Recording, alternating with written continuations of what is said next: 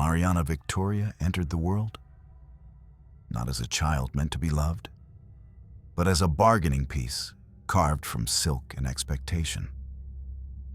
Before she could speak, she was pledged to a foreign king. Before she could read, she was shipped away to a palace where every chandelier sparkled and every whisper cut like ice. At 3, Versailles displayed her as La Petite Reine, a diplomatic ornament. At 7, the same palace sent her back as if she were a defective gift, unwrapped and unwanted. That rejection lodged itself deep inside her, a wound that never closed. And as she grew into a queen of Portugal, surrounded by jewels, etiquette, and golden rooms, the fear only sharpened. She began to live as though death might hide in a cup of wine, a spoon of broth, or the softest gesture from someone standing behind her. For the rest of her life, even at the height of power, Mariana Victoria never stopped being that abandoned child on the carriage ride home, terrified that one sip, one breath, one innocent bite would become the world's quietest way of saying she was no longer needed. From the moment Mariana Victoria opened her eyes to the world, her life was already spoken for by people who would never truly know her. She was born into the Spanish court as the daughter of King Philip V and Queen Elizabeth Farnese, a pair whose ambitions were larger than the boundaries of their empire and whose understanding of parenthood was inseparable from strategy. To them, a child was not simply a child. A daughter, especially, was a line written into a treaty, a pledge across maps, a living guarantee that could stabilize the shaking relationships between kingdoms. Mariana Victoria's cradle was positioned not in the comforting shadows of maternal affection, but under the bright, scrutinizing gaze of diplomats, advisors, and envoys who measured her worth not by her smile or her softness, but by the nations she could one day bind together. While other infants were swaddled in warmth and instinctively protected from the world's harshness, she was wrapped in layers of political expectation. Even her earliest moments, her baptism, her first appearance before the court, the celebrations marking her birth, were staged less as familial milestones and more as public affirmations of Spain's intentions on the European chessboard. Her name carried centuries of dynastic alliances. Her existence was a reassurance to allies and a warning to rivals. Those around her spoke of future arrangements, of possibilities, of binding France and Spain in blood. Every glance toward her was tinged with calculation. She was not held, she was evaluated. By the time she could stand without assistance, her destiny had already been decided. She would be offered as the future bride of Louis XV of France. She was 3 years old, an age of wooden toys, soft blankets, and the first hesitant steps into language. Yet for Mariana Victoria, this tender stage of life became the moment she was formally placed on the path toward queenship. A path paved not with affection, but with negotiations conducted in marble halls. Her nursery, far from being a refuge, buzzed with the footsteps and murmurs of ministers discussing logistics. What tutors she would have, what gowns she would wear, what gifts she should bring to please her future in-laws. The child had barely learned how to hold a cup, but already her value was measured in terms of diplomatic leverage. In this world, love was not absent, but it was conditional, filtered through the priorities of statecraft. Her parents, especially her mother, saw in her a chance to solidify Spain's influence in Europe. Elizabeth Farnese, a formidable and politically astute queen, believed wholeheartedly in deploying her children as instruments of dynastic power. She was not cruel. She simply embodied the ethos of her age, one in which daughters were currency and emotional tenderness was a luxury afforded only when it did not interfere with strategy. Thus, Even as she supervised Mariana Victoria's upbringing, choosing her governesses and overseeing her lessons, she did so with the discipline of a stateswoman, not the softness of a nurturing mother. The result was a childhood shaped by distance, a distance made of formality, ceremony, and an unspoken understanding that Mariana Victoria's most important qualities were not the ones that made her human, but the ones that made her useful. She learned to stand straight, to smile politely, to greet envoys with a docility that impressed the adults around her. She learned languages not to delight in them, but because they would one day be necessary for managing foreign courts. Even her toys were symbolic. Miniature crowns, tiny chairs resembling thrones, dolls wearing embroidered gowns mirroring the fashions at Versailles. Everything pointed toward a future she had not chosen and could not escape. Those who served in her household understood the unspoken rules. Affection was acceptable, but attachment was not. They could comfort her when she cried, but not so much that she forgot she would soon be sent away. They could teach her songs, but not lull her into thinking Spain was home. It was as though her entire environment was designed to prepare her for separation, to make her departure seem natural rather than tragic. And in this atmosphere, a strange tension grew around her. She was both cherished and held at a distance. Cherished for her political potential, distanced because that potential required her removal. No one ever asked what she enjoyed, what frightened her, or what she dreamed of. Adults hovered constantly, but rarely with emotional presence. They adjusted her posture, corrected her enunciation, arranged her appearances, and whispered approvingly about her composure. But the simple, intangible warmth of being loved for no purpose other than existing, this was not something she knew. She was praised, but not embraced. Not truly. Over time, Mariana Victoria began to sense, even without understanding, that she was important for reasons unrelated to her own wishes. Children perceive more than adults admit. They recognize the absence of intimacy, the weight of expectation, the way conversations fall silent the moment they enter a room. She saw maps spread across tables and noticed how fingers pointed at France whenever her name was spoken. She overheard fragments like, "Our key to Versailles," "The future tie between courts," "A child chosen by destiny." Her identity blurred into something abstract, something shaped by borders and documents rather than by her own small hands and beating heart. And thus, before her life had truly begun, Mariana Victoria had already lost any chance of growing up simply as a little girl. She had been born into an empire, but not into safety. Born into privilege, but not into affection. Born into a family, but not into love. And at the center of this cold, meticulously arranged world stood a child whose future was crafted with precision, but whose emotional foundation was left painfully hollow. An emptiness that would follow her like a shadow across kingdoms, crowns, and decades. When Mariana Victoria arrived at Versailles, she was far too young to understand the difference between ceremony and affection. The journey from Spain had been long and disorienting. New faces, strange landscapes, foreign sounds. And at 3 years old, she entered the most dazzling palace in Europe without comprehending that she was not a guest, not a daughter, not even truly a future queen.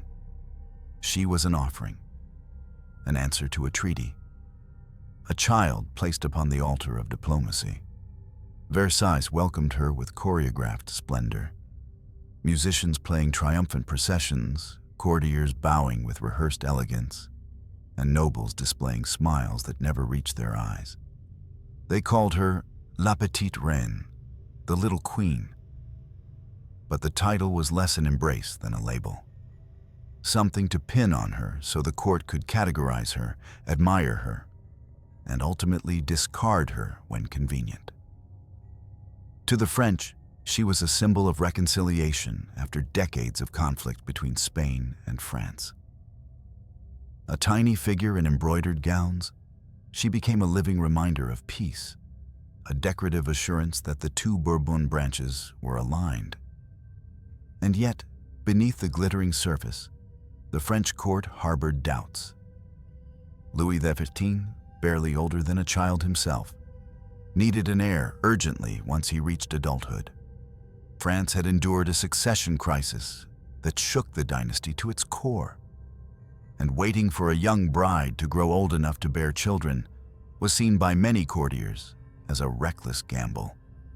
They smiled at the Spanish princess, but their minds were already calculating, measuring, wondering whether she would ever fulfill France's needs. Her cuteness, her foreign charm, her innocence. All of it was pleasant, but ultimately irrelevant to the ambitions of Versailles. Within the magnificent palace, Mariana Victoria experienced a kind of loneliness that no child should endure. She wandered through halls that seemed endless, lined with mirrors reflecting a world that was too large and too cold for her small body to occupy comfortably. Servants guided her steps, but they did not hold her hand.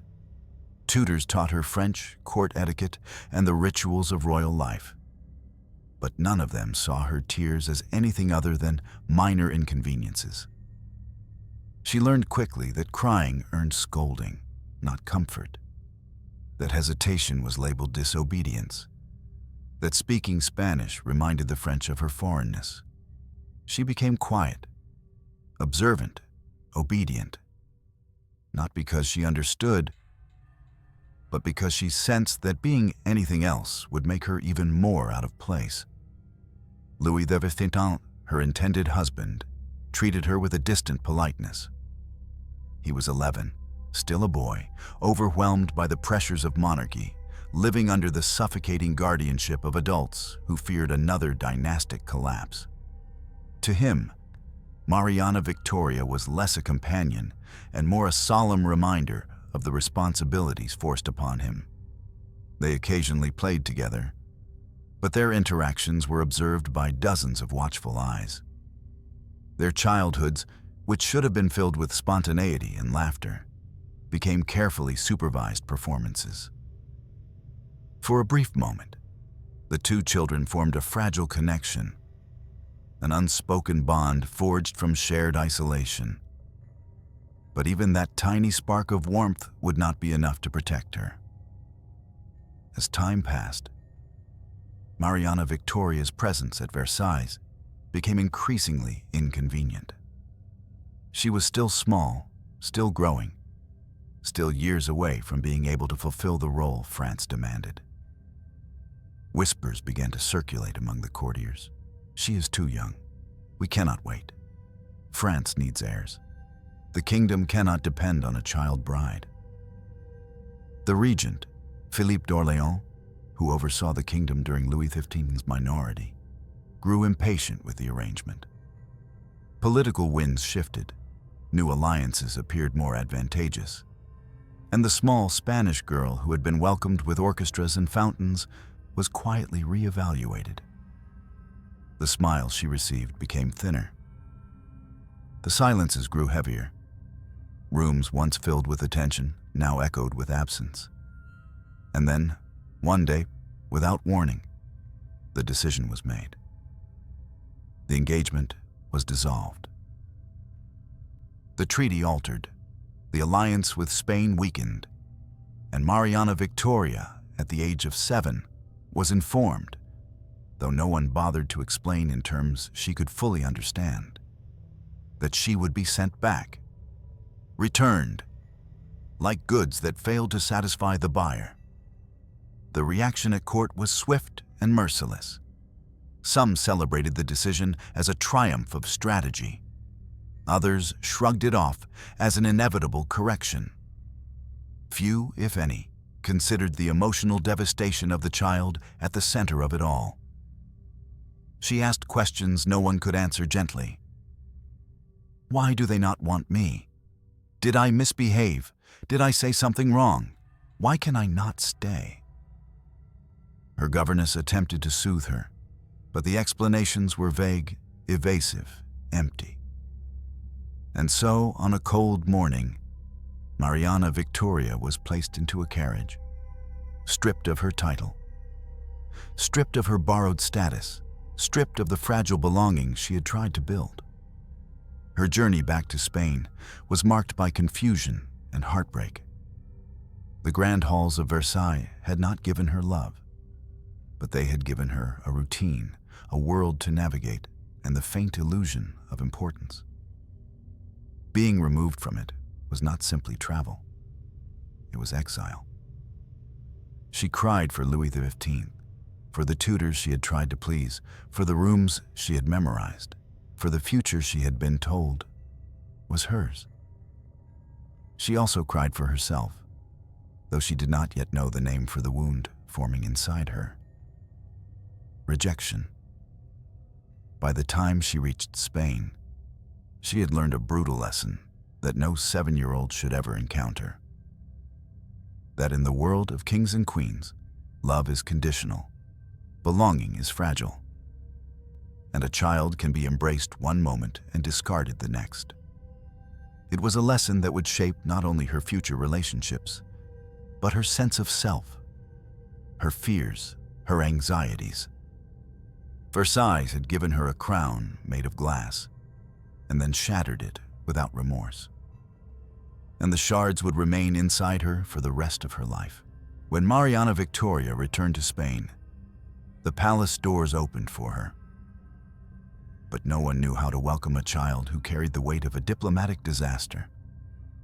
Her homecoming was overshadowed by humiliation, a shame that did not belong to her, but settled upon her like a second skin. Spain called it La afrenta de Francia, the insult from France. And although adults spoke the phrase with political frustration, its sharpness never missed the small princess standing quietly in the corner. She had left Spain as a symbol of hope and returned as a reminder of betrayal. Every whisper about alliances, every mention of France, every sigh from her mother or her father, felt like an echo of her own perceived inadequacy. She was too young to understand why nations injured each other with treaties, but old enough to sense that she had somehow become part of the wound. Her mother, Queen Elizabeth Farnese, felt the humiliation deeply. A woman of exceptional ambition, she had poured her strategic vision into her daughter's marriage.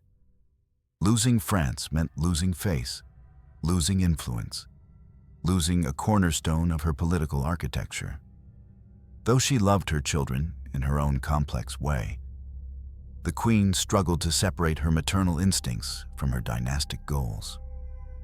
And so, when Mariana Victoria returned, Elizabeth saw not just a daughter needing comfort, but a failed investment. She did not scold the child outright. She was too intelligent for that. But neither did she offer the softness a wounded soul desperately needed. She spoke of duty, of the fickleness of courts, of the necessity to endure. These were lessons meant for adults. But they became the lullabies of a girl who had cried herself to sleep on the road from Versailles. The Spanish court, too, responded with stiffness. Nobles bowed, servants curtsied, officials murmured polite greetings. Yet underneath the decorum lay a subtle distance, as if Mariana Victoria had returned carrying a contagion of political misfortune. She was still treated as a princess, but no longer a triumphant one. Her identity had been reshaped. Not the bridge to Europe's most glamorous court, but the child who had been rejected by it. And in a world where pride mattered more than tenderness, that stigma left a long shadow. Rumors swirled about whether she had been too fragile, too foreign, too childish, too inconvenient. Though the official explanation blamed French politics, the unofficial murmurs lingered in the corridors like ghosts whispering blame.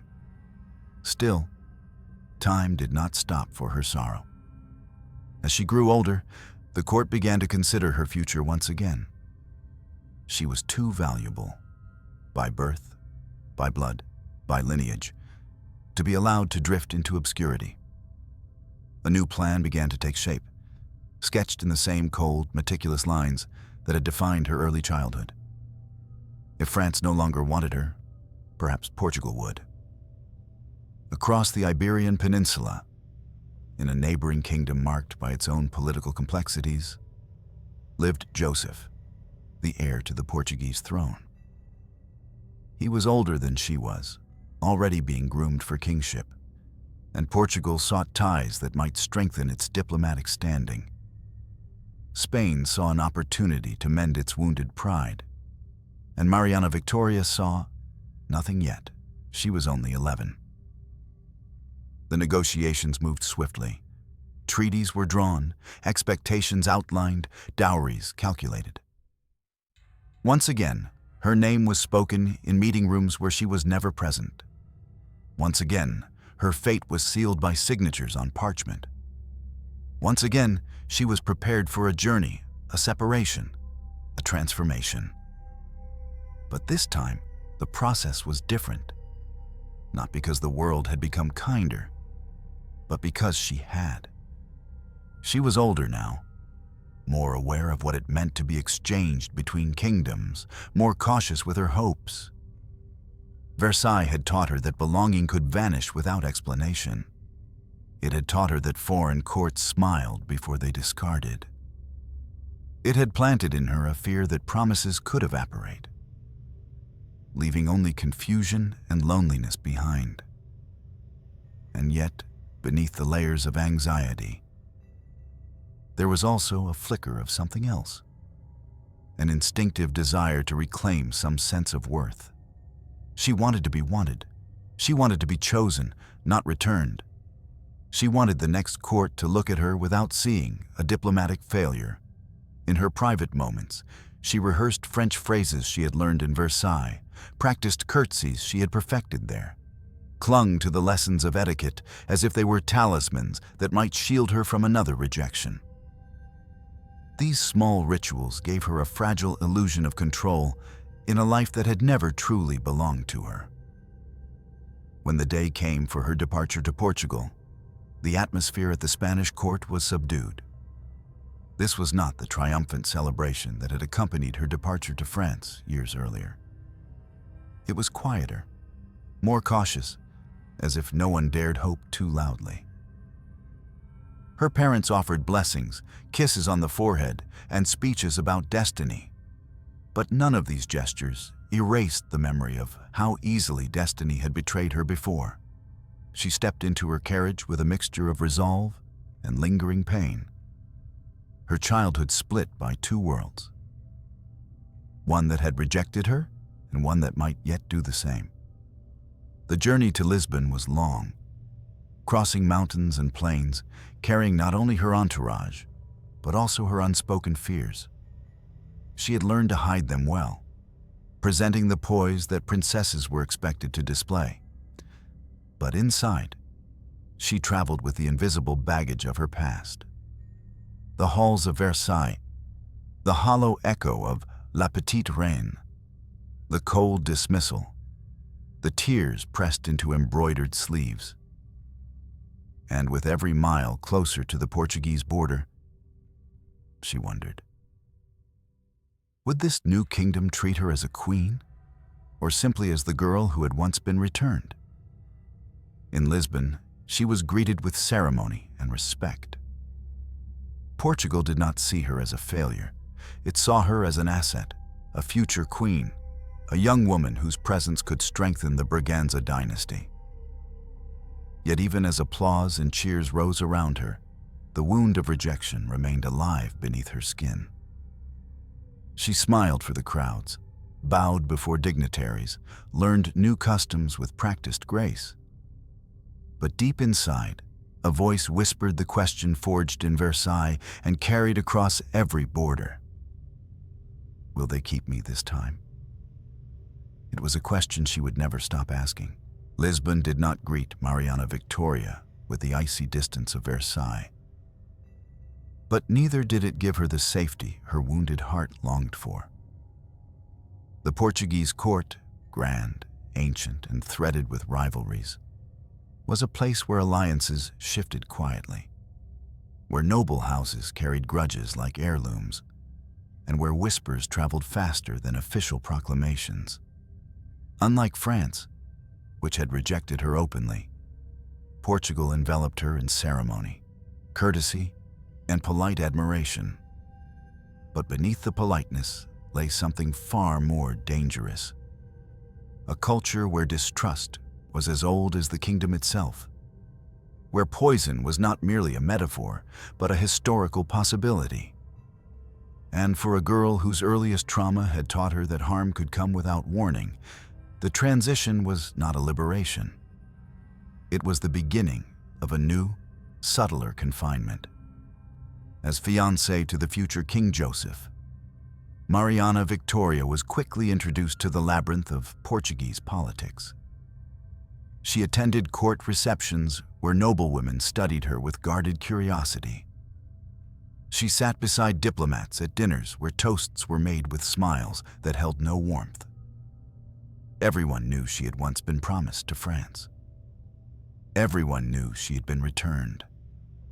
And though no one dared voice it aloud, the knowledge hung around her like a faint, invisible scent, reminding her that she was here not because Portugal had chosen her first, but because Spain needed to erase a humiliation. Still, she worked tirelessly to fulfill her new role. She studied Portuguese with determination, practiced court rituals, and learned to navigate the customs of Lisbon with a grace that surprised many around her. Outwardly, she succeeded. Inwardly, she carried scars that Lisbon's polite gestures could not heal. She had learned in Versailles that affection could transform into rejection overnight. Here she learned a different lesson, that affection could be feigned, that danger could hide behind courtesy, and that power, even the limited power of a future queen, attracted not only admiration, but envy. In this environment, her fear of poison began to take form, not as a sudden paranoia, but as a slow, creeping vigilance that expanded with each passing month. At royal meals, courtiers observed that she rarely touched her plate until her taster had taken the first bite. It was a precaution common among monarchs. Yet, with Mariana Victoria, it was not just protocol. It was ritual. Her hand trembled slightly whenever wine was poured. She preferred sealed bottles, freshly opened at the table. She asked attendants to store her food separately under lock. Servants whispered quietly that she insisted on knowing the origins of even the simplest dish, from kitchen herbs to kitchen hands. To them, it seemed eccentric. To her, it felt like survival. Part of this fear was fed by the court's own rumor mill. Tales circulated of past plots, of rival noble families who had attempted subtle assassinations, of disputes settled not with swords, but with drops of poison hidden in honeyed pastries. Some stories were true, others exaggerated, many invented.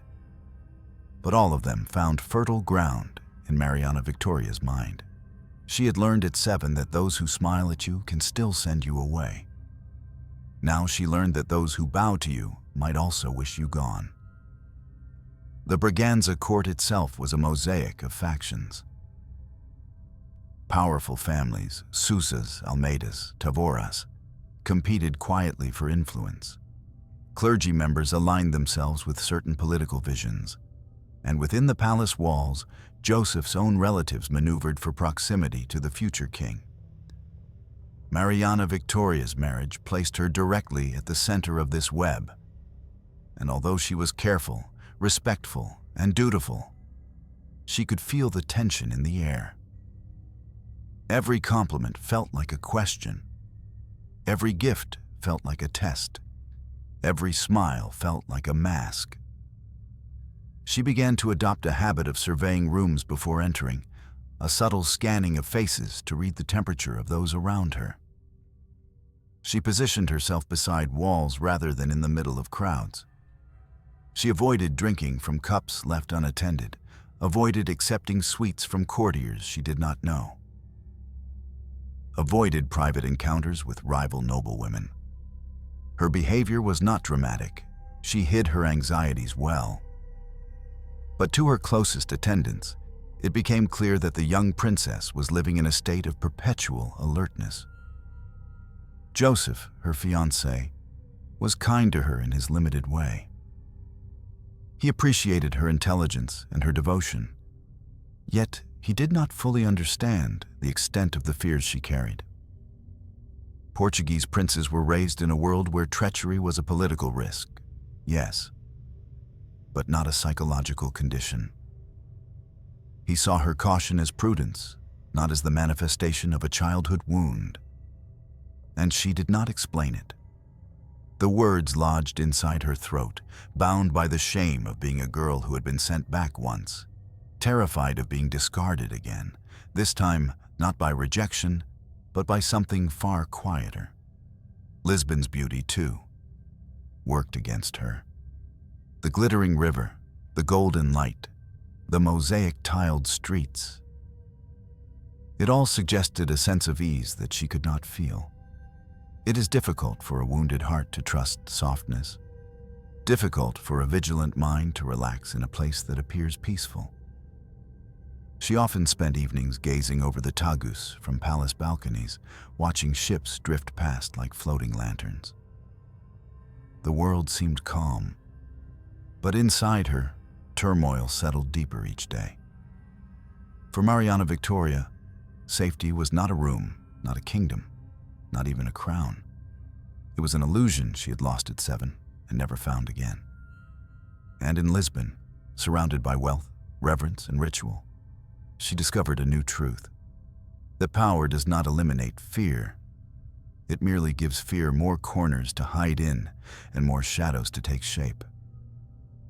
And so, long before she became queen, she began to live as though every cup could betray her, every dish could threaten her, every silence could conceal danger. It was not poison that shaped her life, but the fear of it. And in a court where no one knew her heartbreak, that fear grew roots. Deep, invisible, unshakable. When Joseph ascended the throne in 1750, Mariana Victoria became Queen of Portugal.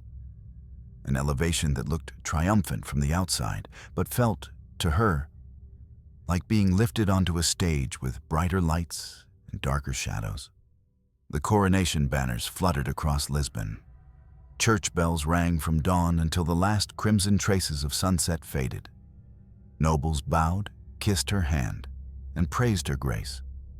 To the kingdom, she was a symbol of renewal, a queen whose Spanish lineage connected Portugal to powerful alliances and whose serene demeanor promised stability.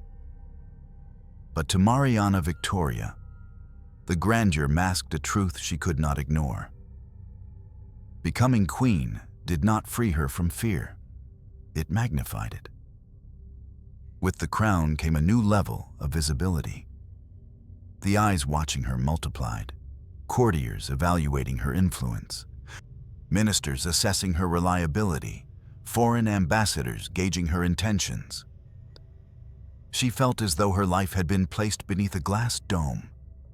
Every movement observed, every word dissected, every gesture potentially misinterpreted. Queens were expected to embody both power and vulnerability, to be admired yet accessible, authoritative yet gentle. But for someone whose childhood had been defined by rejection and whose adolescence had been steeped in suspicion, this duality was not merely demanding, it was suffocating. The court of King Joseph was not Versailles, but it was far from peaceful. Factions continued to pull at one another like invisible tides beneath the polished surface of royal etiquette. The rise of the ambitious minister Sebastião José de Carvalho, Melo, later known as the Marquis of Pombal, reshaped the political landscape, creating alliances and enemies with equal force. His reforms modernized Portugal, but earned him bitter opponents among the traditional nobility. And in a world where dissent could easily turn deadly, the Queen found herself caught between groups that greeted her with courtesy, while quietly questioning where her loyalties lay. As Queen, Mariana Victoria's public duties expanded, receiving foreign visitors, hosting grand dinners, supervising charitable works, supporting the arts, and guiding court culture. Yet with each responsibility came renewed vigilance. She never forgot that a single misstep could be interpreted as disloyalty. A single careless acceptance of a gift could be seen as favoritism. A single moment of weakness could be exploited. Her fear of poison, which had begun as a child's response to rejection and evolved in Lisbon into a guarded habit, deepened into a defining element of her daily existence. Meals became rituals of caution. Every plate that reached her table was scrutinized, every cup was tested, every utensil inspected. She trusted only a handful of attendants, and even they understood that trust was conditional. Whenever she attended banquets, she observed how food was served, where it came from, which cooks prepared it. She avoided elaborate dishes that masked ingredients. She preferred simple broths, plain bread, fruit she peeled herself. When traveling, she brought her own provisions, carried in sealed containers. Her ladies-in-waiting whispered among themselves, calling her precautions excessive. But they also noticed that she rarely fell ill, as others in court sometimes did. And yet, her fear was not solely about physical harm. It was intertwined with memory, with the quiet dread that power could dissolve as swiftly as it had once been stripped away in childhood. In Versailles, she had been rejected because she was too young. Here, she worried that enemies might deem her too influential, too foreign, or too inconvenient.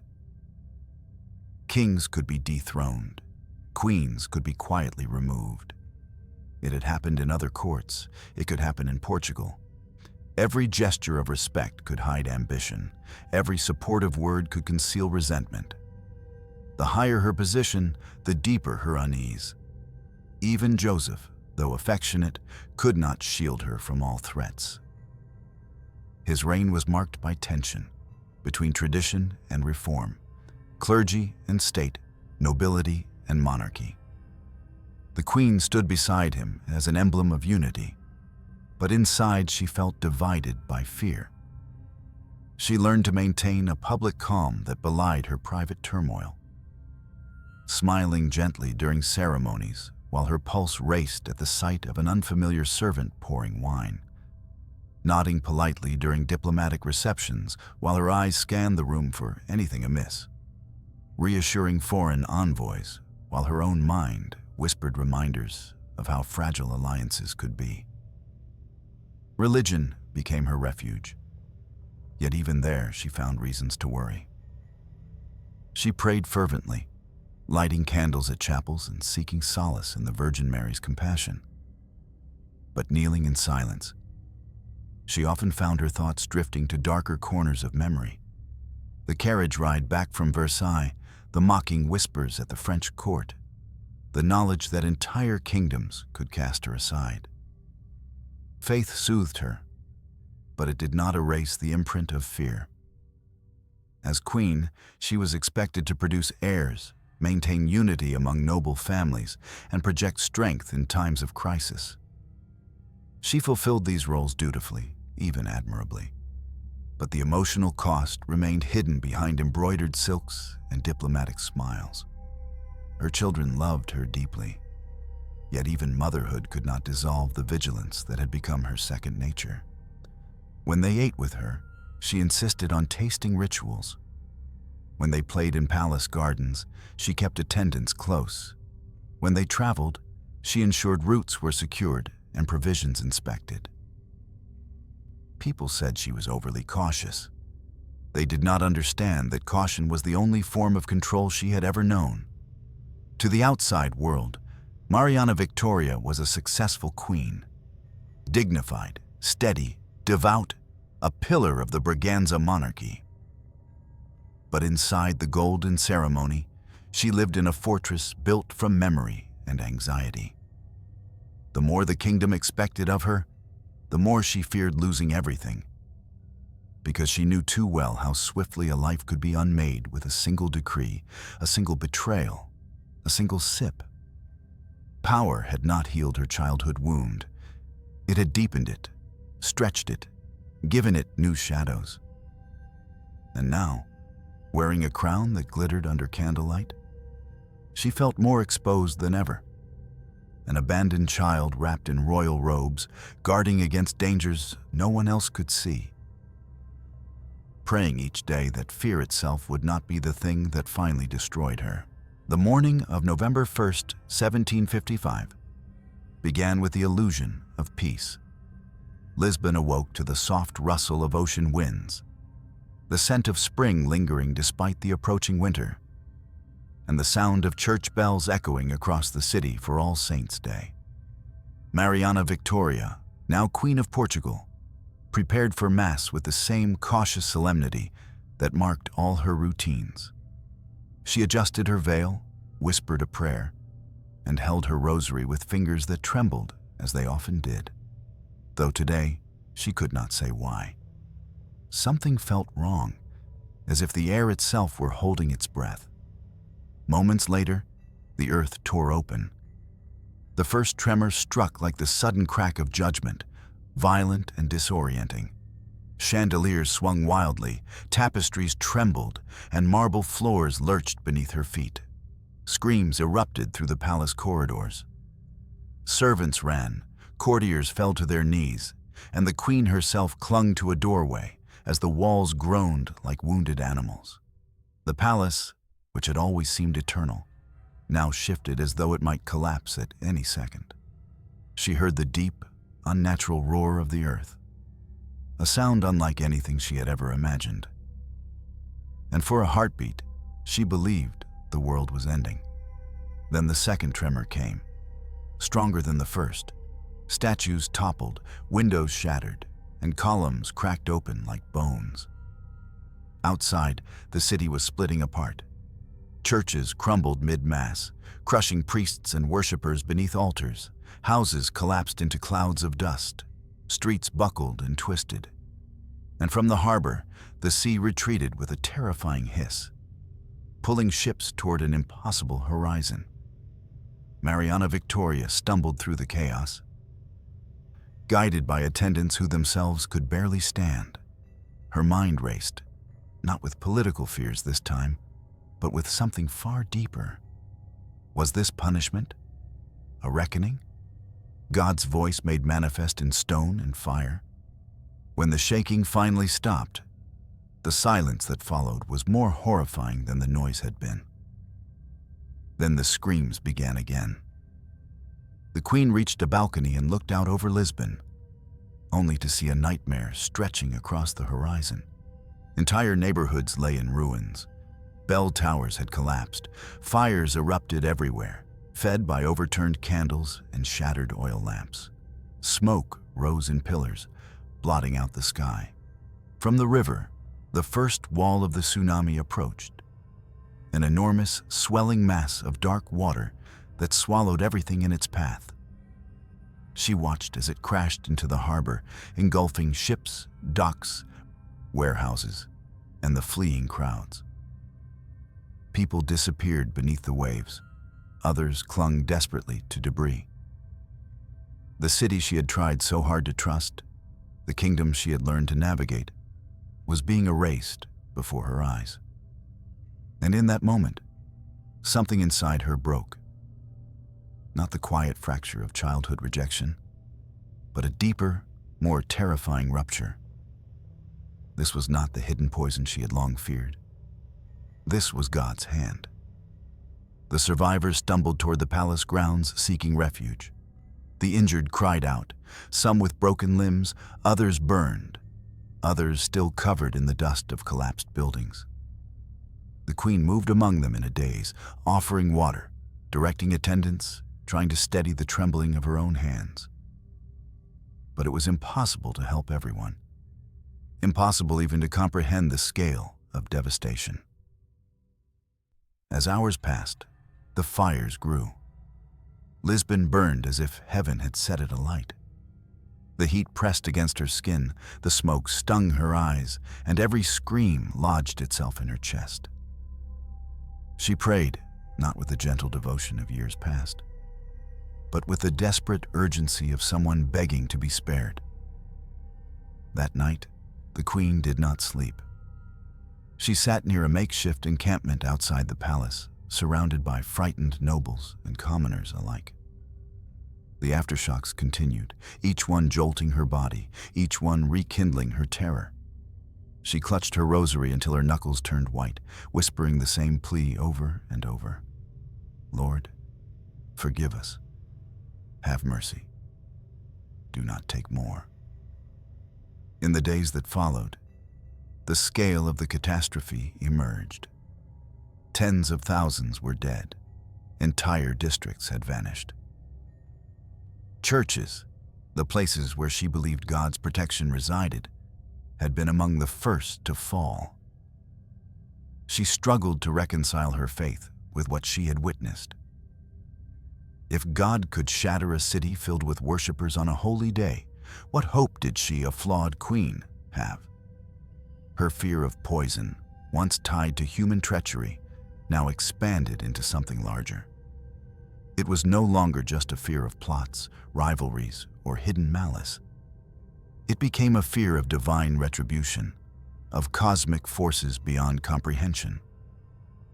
How do you guard against the earth opening beneath your feet? How do you protect your children from falling buildings, from fire, from waves taller than churches? How do you eat, sleep, or breathe without wondering when the next strike will come? Her trust in the world, already fragile, shattered completely. She refused to stay inside stone buildings for months. She insisted her meals be tested not once, but twice. She slept lightly, waking at every tremor, every whisper, every shift of wind against her tent. She prayed with a fervor that bordered on desperation, attending Mass multiple times a day, imploring God for signs of forgiveness. And though others eventually recovered, rebuilding their lives amid the ruins, Mariana Victoria never truly returned from that day. The earthquake had carved a chasm not only in Lisbon's streets, but in her soul. The fear that had once been a quiet, private companion now grew into a relentless presence, shaping every decision, every breath, every hour of her remaining years.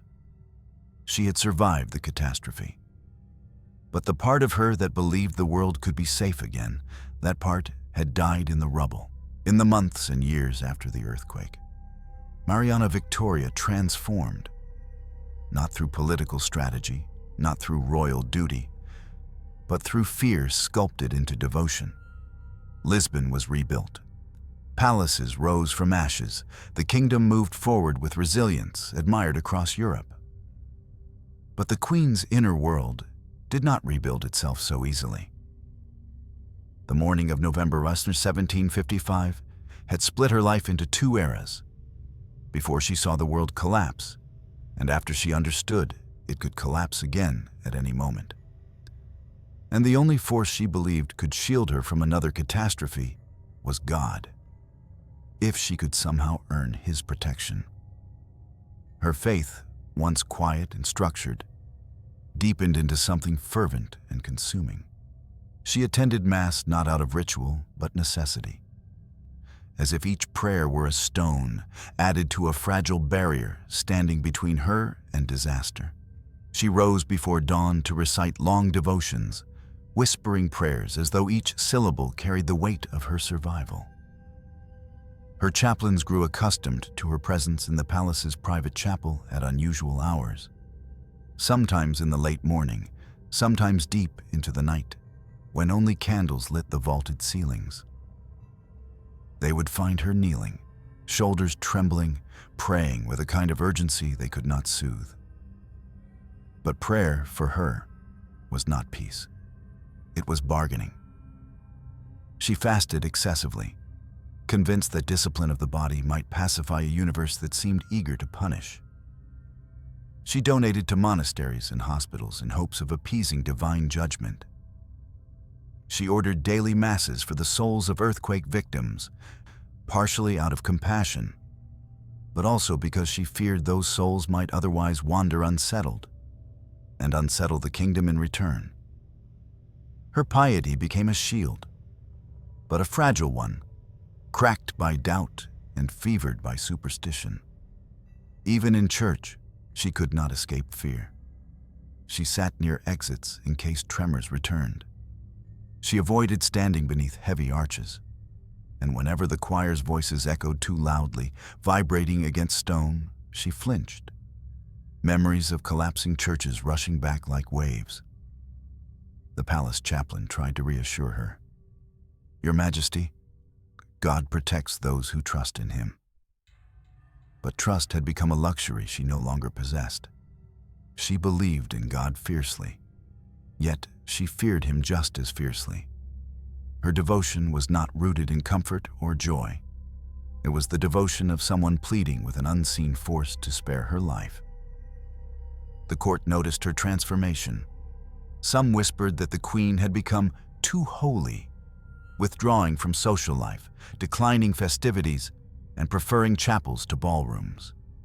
Others said the earthquake had awakened her spiritual nature. A few, more quietly, wondered whether her fear had grown so heavy that faith had become its last refuge. Yet none truly understood the battle inside her. The struggle between faith and terror, between surrender and control, between a longing for divine mercy and an unshakable suspicion that she might never be forgiven for. Something. She could not name this something. It lived somewhere between childhood rejection, political humiliation, and the unspoken belief that she, simply by existing, had disappointed the world. Her fear of poison, once directed at courtiers, rivals, and invisible conspirators, now expanded into sacred spaces. She inspected the communion chalice subtly, watching the priest's hands as if even the host, the most sacred object in her faith, might conceal danger. It was not blasphemy. It was trauma. A mind that had once feared human betrayal now feared divine trial. And a heart that had once trembled at political moves now trembled at the suggestion that God might speak again through catastrophe. Her children felt this change as well. She loved them deeply, yet her love was shaped by fear of losing them, of failing them, of misguiding their souls. She prayed over them constantly, blessing their foreheads before sleep, insisting on nightly devotions, surrounding them with icons of saints. She encouraged their piety not as mothers usually do, with warmth and moral guidance, but with a quiet desperation, as though their salvation were a delicate thread she had to guard with both hands. Joseph, her husband, struggled to understand. He saw her piety as admirable, even exemplary, but he did not recognize the dread that fueled it. He had suffered during the earthquake as well, yet his fear did not manifest in the same way. He rebuilt, he ruled, he moved forward. Mariana Victoria could not. She did not envy him. She simply felt distant from a world that seemed eager to continue spinning while she remained stuck in the moment the earth opened beneath her feet. Over time, her chapel became her sanctuary. It was the one place where fear and prayer could coexist without judgment. She often lit candles and watched their flames shiver, small lights trembling in the slightest breeze, so easy to extinguish. They reminded her of the fragility of life, the fragility of faith, the fragility of everything she held dear. And yet, they also reminded her that even trembling things could give light. Still, Devotion did not erase fear. It merely rearranged it. When thunder cracked across Lisbon, she dropped to her knees. When the ocean winds howled, she felt panic bloom in her chest. When church bells rang too loudly, she remembered the screams from the earthquake's aftermath. And when she closed her eyes at night, she often dreamt of the ground shaking, of buildings collapsing, of being swallowed by a darkness she believed might be divine. Her faith became her armor, yes, but one woven from threads so thin that a single tremor, literal or emotional, could tear them. Yet she clung to it with all her strength, because it was the only barrier she had left, the only force strong enough to stand between her and the crushing fear that had governed her life since childhood and had been violently awakened by the earth itself. And so the queen who once feared poison now feared God's silence and God's judgment in equal measure, living each day as a prayer, half whispered, half cried, asking for mercy in a world where safety no longer seemed possible. When King Joseph died in 1777, the sound that echoed through the palace was not a single moment of mourning, but the slow rearrangement of power, subtle, deliberate, and indifferent to the grief of the woman who had stood at the center of the kingdom for nearly 3 decades. Mariana Victoria became the Queen Dowager, a title heavy with reverence, yet hollow in function. With Joseph's death, the last structure around which she had built her role, her identity, and her fragile sense of purpose collapsed quietly, in a way no earthquake ever could. This, too, was a kind of rupture, one that left no ruins on the street, only inside the heart. Her daughter Maria took the throne as Maria I of Portugal, and although the new queen loved her mother deeply, the shift of power changed everything. The palace that had once pulsed with Mariana Victoria's presence now hummed with new voices, new priorities, and new political calculations. Ministers who had once bowed to her now reserved their deepest courtesies for her daughter. Servants who had once anticipated her routines began to attune themselves to a different rhythm. Even the courtiers' gazes changed, still respectful, but tinged with the soft detachment reserved for someone who had become part of yesterday's world. For a woman whose life had been shaped by fear, rituals, and the careful maintenance of order, this transition was not merely a political shift.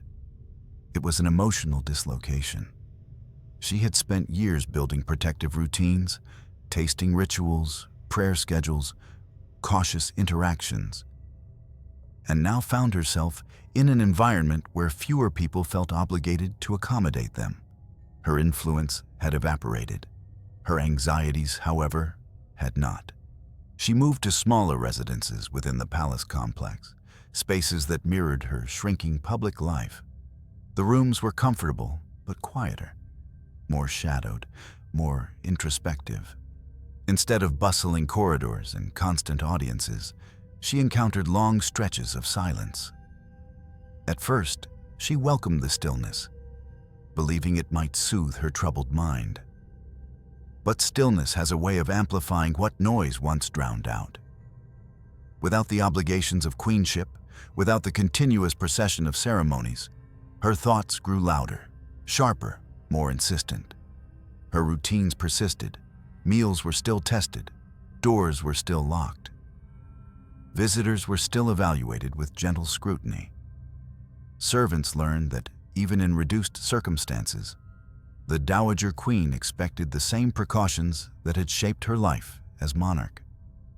She did not impose these measures out of pride. They were the only defense she had ever known.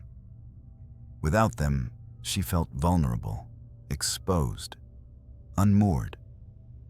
Letters from her children and grandchildren offered comfort, yet even family could not ease the ache of displacement. She adored them, prayed for them, guided them when asked. But they had their own roles, their own dynastic burdens, their own orbit of fears. Her eldest daughter, Queen Maria I, soon faced her own emotional storms that would later plunge her into instability. Other children married into foreign courts, carrying pieces of the Queen's heart with them to Spain, Brazil, and beyond. Mariana Victoria watched them go with pride and dread intertwined. Pride for their futures. Dread that distance meant danger she could not protect them from. Widowhood deepened her religiosity even further. She retreated often into chapels, whispering prayers in the flickering candlelight that painted trembling gold across stone walls. But her faith, instead of softening grief, sharpened it.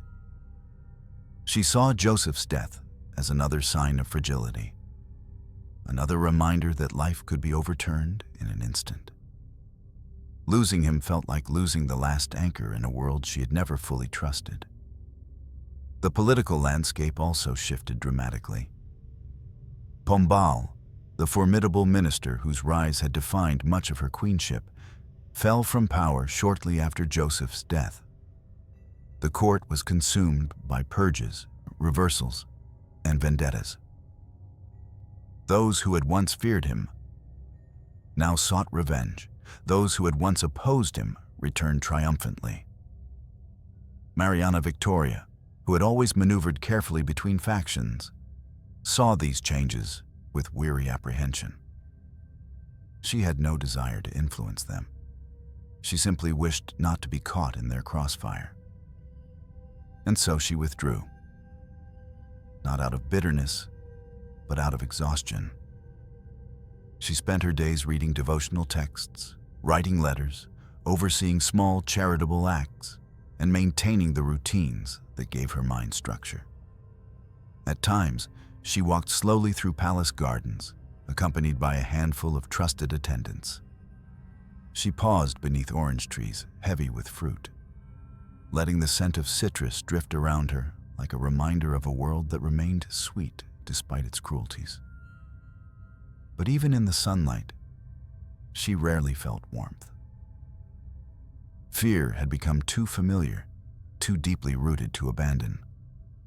The court spoke of her in respectful tones, a pious dowager, a wise matron, a figure of dignity. They admired her devotion, her restraint, her serenity. Very few recognized the truth, that serenity was simply silence layered over decades of anxiety, that devotion was simply survival sanctified, that her withdrawal was not peace, but resignation. As the years passed, the world around her evolved. Lisbon recovered. New buildings rose with modern strength. The monarchy adapted to shifting tides. But Mariana Victoria remained a relic of an older era, one defined by delicate alliances, kingdoms held together by marriage treaties, and a girl who once traveled between nations, carrying the fragile promise of peace.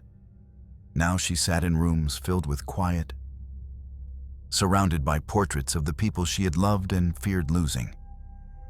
She reread letters, sorted rosaries, folded her gloves at night with the same precision she had applied to diplomacy in her youth. She lived gently, but not freely. For in the end, widowhood had not given her rest. It had only removed the obligations that once distracted her from the loneliness she had carried since childhood, and left her alone with the one truth she had tried her whole life to escape. Her crown, her marriages, her titles, all had been temporary. But fear had never left her side. In the final years of Mariana Victoria's life, there were no conspiracies, no plots whispered behind oak doors, no cups left suspiciously unattended. The court that had once felt like a labyrinth of potential threats had become quiet around her, softened by time and numbed by the normal rhythms of diplomacy and inheritance. And yet, she remained as vigilant as ever, keeping routines alive long after their necessity had faded. Her food was still tasted before she touched it. Servants still announced themselves before crossing the threshold of her chambers. Doors still closed with a particular, familiar caution. These habits were not relics of paranoia, They were the scaffolding that held her fragile sense of safety together. But age has a way of revealing the illusions we spend decades constructing. As her body weakened, so too did the structures she had built to protect herself from the world. Her strength, once measured in endurance, in ritual, in prayer, began to ebb. Walking became slower, each step deliberate, like someone crossing uncertain ground. Her breath grew thin, her heartbeat softer, her nights longer and more restless. Even the rosary that had once steadied her hands now slipped between her fingers. She prayed, but fear often crowded out faith. Visitors noticed the change before she acknowledged it herself. Ladies in waiting saw how she paused before rising from her chair, how she leaned slightly on furniture, how her eyes lingered on chairs before sitting, as though calculating their stability. Her confessor noted the weariness in her posture during Mass, the quiet sighs that escaped her between prayers, the way she closed her eyes as though bracing herself against memories rather than contemplating Scripture. But he did not probe too deeply. The Queen had lived her whole life in the shadow of fear. He knew the only thing he could offer her now was gentleness. Illness crept in the way sorrow often does, quietly, consistently, without spectacle. She developed pains along her chest, shortness of breath, intermittent dizziness. The palace physicians diagnosed weakness, exhaustion, perhaps the lingering effects of years of stress. They offered warm broths, gentle tonics, and assurances she never fully believed. She had always anticipated a sudden death, swift, cruel, delivered by an enemy she could not see. She had never imagined that death might come slowly, wearing her down not with poison, but with time. As her condition worsened, she withdrew even more deeply into her private chambers. Her world shrank to a few rooms, a bedroom draped in muted fabrics, a chapel flickering with candlelight, a small sitting room where she received only her most trusted attendants. Letters piled on her table from children and grandchildren, full of affection and distant news. She answered them in careful handwriting, though her hands often trembled. She reread old correspondence, tracing the ink of messages from decades past as though the past itself might offer solace. In these letters, she confronted the life she had lived, its triumphs, its fractures, its unhealed wounds. She remembered Versailles, the carriage ride home, the silent tears pressed into her sleeves. She remembered her arrival in Lisbon, the cautious glances, the whispered rumors, the rituals she had adopted to protect herself. She remembered the earthquake, the flames, the screams, the city collapsing like a divine judgment. She remembered the long years of queenship, where every banquet plate looked both beautiful and threatening, where every alliance felt fragile, where every night ended with a prayer for safety rather than gratitude. And she remembered her children, the one realm of her life untouched by politics. Their faces softened her, yet even for them, she had lived in fear. Fear of losing them, fear of failing them, fear of a world she could not control. Her decline accelerated in the winter of 1781. She became bedridden, her frailty unmistakable. The court prepared for the inevitable, though quietly, respectfully, mindful of her dignity. Physicians visited daily, offering comfort more than cure. Priests prayed at her bedside. Servants lit candles that filled the room with the smoky scent of beeswax, a scent she had always associated with chapels and safety. Even as death approached, she remained wary. Her eyes flickering toward cups of water, toward medicine jars, toward unfamiliar shadows on the wall. Old instincts do not die easily. Fear had become part of her heartbeat, part of her breath, part of her very identity. She had spent a lifetime defending herself against threats that never materialized. And now, at the end, she was left with a question she could not resolve. Had the world been dangerous, or had fear itself been the true enemy? In her final days, something shifted.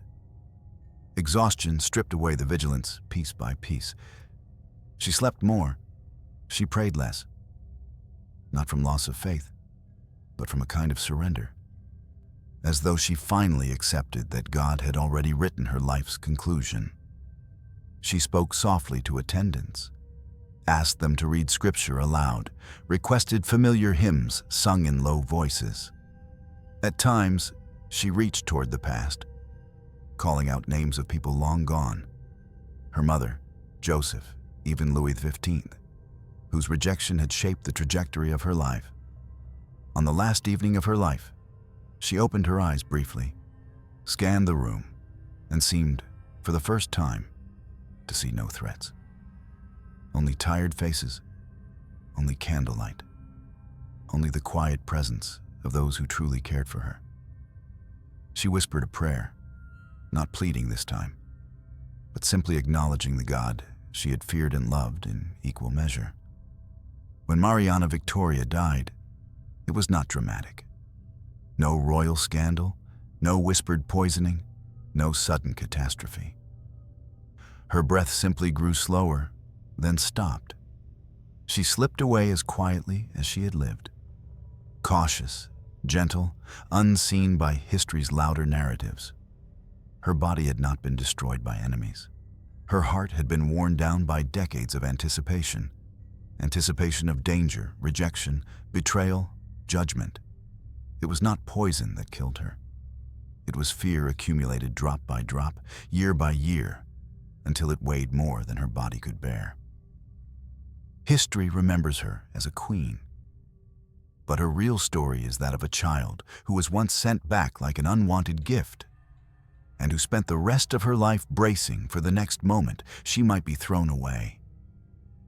And in the end, it was that wound, not any enemy, that carried her to her grave. Mariana Victoria's life reminds us that not all royal tragedies unfold through poison, daggers, or palace coups. Some unfold quietly, in the spaces between rejection and duty, in the shadows cast by childhood wounds that never heal. She wore crowns, walked gilded corridors, raised princes and princesses, and stood beside a king. Yet beneath every layer of silk and ceremony lived the same fragile question she had carried since she was 7 years old. Why was I sent away? Her fear of poison was not madness. It was memory. A memory of being deemed unnecessary. A memory of being removed without warning. A memory that taught her the world could turn against her in an instant. And so she lived bracing for impact, long after the threat was gone. History often celebrates the bold, the victorious, the ruthless. But her story asks something different of us. It asks us to see the cost of turning children into political instruments. It asks us to understand how power can exist alongside profound vulnerability. And it asks us to recognize that some of the deepest scars do not come from violence, but from abandonment. In the end, she did not die from poison. She died from a lifetime spent fearing it. A queen in every outward sense, but inside forever the little girl on the road from Versailles, wondering what she had done to be rejected and never finding an answer that gave her peace.